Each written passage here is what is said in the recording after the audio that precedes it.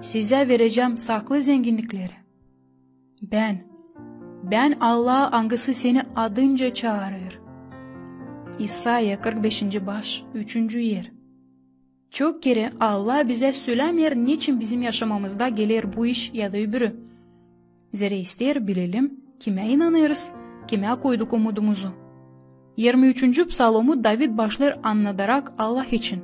Allah benim çobanım. Sonra Allah'a danışır. Sen benimle. Ne oldu? Niçin o anlatmadan döndü danışmaya? Niçin ki David öğrendi ki ne kadar da karanlık olmasa Allah bizimle her kere. O her kere yanımızda ki bizi yolumuzda destekleme. O anladı. Hani ta iyi Allah'la geçme korkunç karanlık alçalıklardan ne kadar aydınlık bayır tepesinde yalnız durma. Çok kere Allah bize kendi kararlarını hem düşünmeklerini açıklamıyor. Ama o adayır bize. Eğer sular içinden geçersen ben seninle olacağım. Da dereler seni boğultmayacak. İsaiah 43. baş 2. yer. Açan sen duyarsın hani bitki kuvvetlerin bırakır seni. Açan gelir hani dağıldın tepineden kahırlara.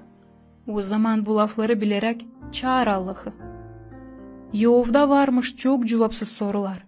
Ama açan başlamış anlama ne ayrıca var sebep hem ilişkiler o zaman şahit etmiş.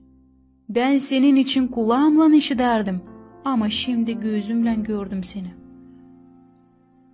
Açan bulamırsın cevap. O zaman sanma hani hepsi karanlıklar diavoldan gelirler. Kimer kere karanlık hem ağır vakitler Allah'ın elinde en iyi instrument angısı aşırı uyur eder bize. Sen ta iyi tanıyacaksın Hristos'u onunla bile zorlardan geçerek. Kendi kahırlarından kaçma. Ama ta iyi yalvar Allah'ı öğretsin seni gece vakti de görme, hem göstersin o saklı ruh zenginliklerini, angılarını o adada verme kendi uşaklarına.